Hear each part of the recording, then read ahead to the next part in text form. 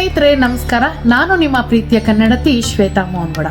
ಸ್ನೇಹಿತರೆ, ಕರ್ನಾಟಕ ರಕ್ಷಣಾ ವೇದಿಕೆಯ ರಾಜ್ಯಾಧ್ಯಕ್ಷರಾದಂತಹ ಅಣ್ಣ ಟಿ.ಎ. ನಾರಾಯಣಗೌಡರು ಕಳೆದ 30 ವರ್ಷಗಳಿಂದ ಈ ನಾಡು, ನುಡಿ, ನೆಲ, ಜಲ, ಭಾಷೆಗೋಸ್ಕರ ಹೋರಾಟವನ್ನ ಮಾಡಿಕೊಂಡೇ ಬಂದಿದ್ದಾರೆ.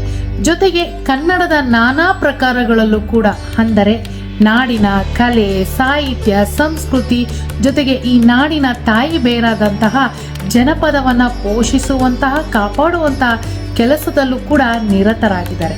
ಹಾಗಾಗಿ ಕರ್ನಾಟಕ ರಕ್ಷಣಾ ವೇದಿಕೆ ಸಾಂಸ್ಕೃತಿಕ ಘಟಕ ಇವತ್ತು ಬಹಳ ಬಲಿಷ್ಠವಾಗಿ ಬೆಳೆದು ನಿಂತಿದೆ ಅಂತಲೇ ಹೇಳ್ಬೋದು.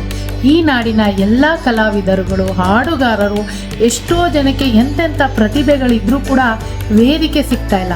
ಹಾಗಾಗಿ ಕರ್ನಾಟಕ ರಕ್ಷಣಾ ವೇದಿಕೆಯ ರಾಜ್ಯಾಧ್ಯಕ್ಷರು ಎಲ್ಲ ಕಲಾವಿದರಿಗೆ, ಕನ್ನಡದ ಮಕ್ಕಳಿಗೆ ಒಂದು ವೇದಿಕೆಯನ್ನು ಕಲ್ಪಿಸಿಕೊಟ್ಟಿದ್ದಾರೆ.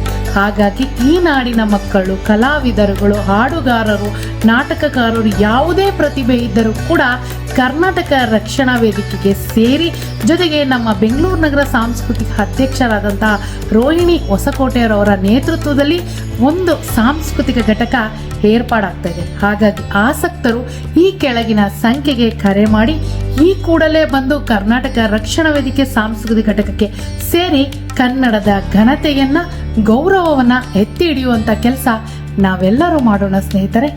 ನಮಸ್ಕಾರ.